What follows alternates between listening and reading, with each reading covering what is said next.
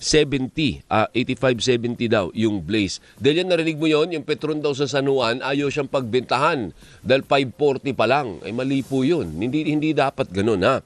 Magandang umaga muna kay Attorney Francis Saturnino Nino Juan, ang chairman po ng Energy Regulatory Commission. Attorney Nino, magandang umaga po sa inyo, sir. Magandang umaga, Alvin, at sa lahat ng mga nakikinig. Bakit po kayo nasa expressway at chairman? Papunta tayo dun sa inauguration ng planta dito sa Nueva Ecija. Anong planta yan? Solar? Ito yung solar. Ay, oo. Ayun ba yung Pera. yun ba yung solar ni Leviste o ibang solar pa yan? Ito yung sa MGen, Meralco. Ay, yung oo nga, yung galing kay Pera. Leviste na nabili ng Meralco. Ngayon pa lang ngayong araw yung inauguration. Yes, ngayon. Okay. Anyway, mag-iingat po kayo sa biyahe. Medyo malayo-layo po yan. Although, kaya naman i-land trip yan, Attorney Nino. Ano po? Hindi, napatawag po kami. Kasi po, may mga nagrarally na po sa Meralco. I think may magrarally din sa inyo dyan today na mga cause-oriented groups. Dahil nga po ang request ay imbestigahan po ninyo ang pagsirit ng bayarin po sa kuryente ng ating mga kababayan. Ano reaksyon po ninyo dyan, Attorney Nino? Oo, inaasahan naman talaga natin na marami talaga ang magrereklamo dahil pataas ng pataas ang singil sa kuryente. Pero ito ay inasahan natin noon pang ilang buwan ang nakalilipas ay sinasabi natin na bantayan natin ang ating konsumo ng kuryente. Dahil ang nakikita nga natin ay pataas ang trend ng presyo sa kuryente dahil doon sa pagtaas ng demand, pagnipis ng supply, at iba pang mga kadahilanan. Opo, so ano po ang aksyon ang gagawin po ninyo kung meron man o ito po ay parang, hindi may dahilan naman talagang mataas yan dahil mainit kaya mas malaki yung konsumo ninyo. Hindi na kailangan ng investigasyon. Patuloy pa rin ang ating monitoring dito sa presyuhan ng kuryente at kung paano ito ay pinapasa ng ating mga utilities sa kanilang mga customers. Tandaan natin, hindi lang Meralco ang ating distribution utility. Lahat ng ating mga distribution utilities, mahigit 140 sila ay naapektuhan din ng dalawan sa presyo ng kuryente. At yun nga ang ginagawa natin ay pinapayagan natin ang ilang mga utilities natin na humihiling kung pwedeng utay-utay nila ang kanilang paniningil. Ganito rin ang ginagawa natin sa Meralco. Bagamat ang nakikita lang natin ngayon, itong huli ay mayroong pagtaas nga ng 34 centavos, pero patuloy naman ang pakikipag-ugnayan natin sa Meralco upang kanilang ma-mitigate ang pagpapasa ng mas mataas pang singil nila. In fact, dito sa 34 centavos na increase nila, meron na diyang kasama na ginawa nilang deferral ng kanilang generation cost. At dahil dito, sa halip na mas mataas pa sa 34 centavos ang kanilang magiging pagtaas, ay na-maintain natin dito sa level na 34 centavos lamang. Pero tandaan natin, dahil nga may dinedefer tayong cost, pinapayagan natin ang ilang mga utilities natin na i-defer yung paniningil ng ilang generation cost recovery nila, ito ay ipapatong naman sa mga susunod na buwan. So, bagamat makikita natin na sa mga susunod na buwan, maaaring may magbaba na sa ating demand at ganoon din sa presyo ng kuryente sa WESEF o kaya ayon doon sa mga sinusupply ng mga kakontrata ng ating mga utilities, mayroon pa rin na ipapatong dito at ito nga yung mga dinefer na cost nitong mga nakaraang buwan. Kaya magno-normalize siguro yan sa loob ng mga 3 o 4 na buwan kung patuloy pa na magiging pagbaba ang magiging trend ng singil ng kuryente. So ang ibig mo pala sabihin, yung increase na inanunsyo ng Meralco na 34, bawas pa yon. Magkano dapat yon? Mayroon siyang sinasabing mga mahigit 1 bilyon na dinefer niya dahil siya ay nakikipag-negotiate din sa kanyang mga supplier at kung mayroon silang napagkasunduan nga na deferral, yung hindi muna babayaran yung supplier doon sa tinakda o yung kanyang talagang sinisingil na recovery, ito ay masasama naman doon sa mga future billings niya sa Meralco. At ito ang maipapasa ng Meralco sa mga susunod na buwan. Magkano po yun? So kung hindi 34 centavos, magkano dapat yung aktual kung walang deferral? Ang iniulat ng Meralco ay may mga 1 bilyon Hindi, na in terms of deferral peso, sila. peso per kilowatt hour po. Wala akong eksaktong rate equivalent nun. Okay. Basta ang peso amount na na-defer nila sa pakikipag-ugnayan sa kanilang mga supplier ay mga nasa ganung halaga. Kaya't ito ay mare-recover sa mga susunod pang buwan. Okay, sige po. Ngayon, malapit na pong magtapos yung nauna ninyong patakaran na walang putulan hanggang dulo ng July. Sa katapusan na lang po ng buwan ito, ano po?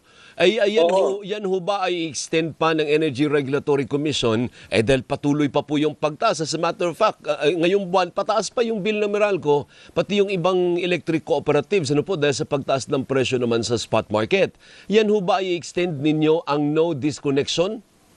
Ito ay pagdidesisyonan pa ng komisyon sa susunod na kanyang meeting at tinitingnan din naman natin ang kalalagayan ng lahat ng sektor kasama dito yung mga nagsusupply. Kung kaya pa naman nila na ma-absorb muna yung deferred adjustments at saka yung hindi muna makababayad ng mga customer nang sa ganon ay patuloy pa rin ang serbisyo sa kanila.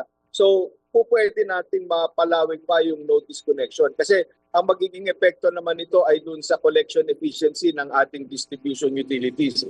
Kung magkakaroon kasi ng suspension dito sa disconnection na siyang remedyo ng ating mga utilities, nang sa ganon ay makakolekta naman siya, makapaningil at nang sa ganon ay makabayad naman siya sa kanyang mga supplier. So, kung kakayanin pa naman, bakit hindi na ating palawigin pa sa loob ng mga ilang buwan nang sa ganon ay magkaroon naman din ng kaunting kalutasan doon sa problema ng ating mga kababayan na nahihirapan silang makabayad on time doon sa kanilang mga bills. Doon naman po, Chairman Nino, sa staggered, ano po, kasi yung mga sa probinsya po, mahigit piso po eh. Marami pong, minsan may maabot pa po ng 4 pesos po ang itinas. Mas maswerte pa tayong konti dito sa Meralco na maliliit po yung increments ng increases po natin. Pero sa ibang co-ops o sa ibang probinsya, malalaki. Ngayon, ipapalalawigin din po ba? Kasi kung 3 months po yun, edi ano ibig sabihin nun? July, August, September. Hanggang ganun po ba ang hatian nun na staggered yung kanilang increases? Oo, mga hanggang ganun. At yung mga ilang utilities natin na ngayon pa lang sila sumusulat o tumihingi ng pahintulot kung sila ay pwedeng makapag-staggered collection ng kanilang generation charge. Ang kanilang hinihingi ay karaniwan 3 hanggang 4 na buwan. At kung ito'y ngayon lang namin matatanggap at maaaksyonan, so aabot talaga ng lampas ng Setyembre. Tama po. So ibig sabihin sa kanila ang hati 4 o 3 o 4. Ang problema mo naman po doon kung ang susunod na buwan ay pataas, so that will be on top of the increase. Yes, oo. Kung magiging patuloy pa pero nga sa mga susunod na buwan, alam natin na pababa ang demand dahil palamig na ang panahon. So nasaan natin na wag lang magkakaroon ng aberya pagdating doon sa operasyon ng mga planta ay magiging maayos naman ang supply margin, ang operating margin at mag-normalize yung mga singilan ng kuryente sa ating merkado.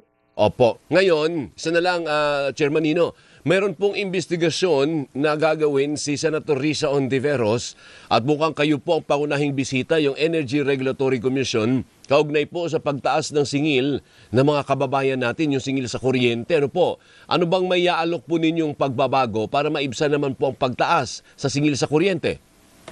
Una, pagdating doon sa paksa ng investigasyong ipinatatawag ni Senator Ontiveros, we welcome yung ganyang pag-uusap tungkol sa mga pulisiya ng komisyon pagdating sa disconnection, pagdating doon sa mga hindi accurate na meter readings at maganda na maipaliwanag natin na mayroon naman tayong umiiral na mga pulisiya na kung mayroon talagang pagkukulang ang utility at hindi maayos ang kanyang mga metro na ginagamit para tukuyin ang konsumo ng kanyang mga customer, ang customer ay may karapatan na hindi magbayad ng sinisingil na ito ng kanyang utility at hindi siya maaaring maputulan ng kanyang utility. At maaaring dumulog ang sino mang may reklamo sa kanyang utility sa aming tanggapan.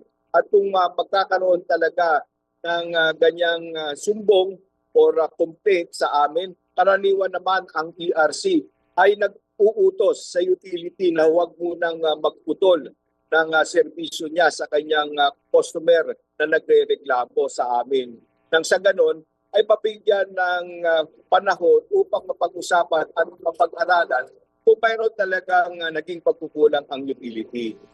Sige po. Hanggang dyan po muna tayo, Attorney Nino. Mag-ingat po kayo sa biyahe. At pakiregards na lang po ako sa mga taga-MGen at congratulations kamo. Hindi ba ito yung largest na solar facility integrated solar facility sa buong mundo, Chairman Nino?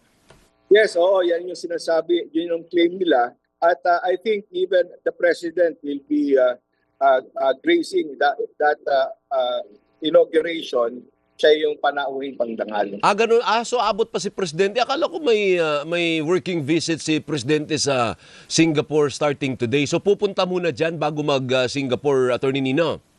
Yun lang ang pagkakaalam ko. Basta ako'y naimbita lang at ako'y papunta na roon ngayon. Sige, mag-ingat ka sa biyahe ha. Mabuhay ka, Attorney Nino. Maraming salamat po. Maraming salamat. Magandang umaga po sa inyong lahat. Magandang umaga kay Attorney Francis Saturnino Nino Juan, ang chairman po ng Energy Regulatory Commission. Tama na, kailangan natin mag-break. Ang oras po ngayon ay 6:36 in the morning. Magandang umaga sa 33,000 viewers natin sa YouTube.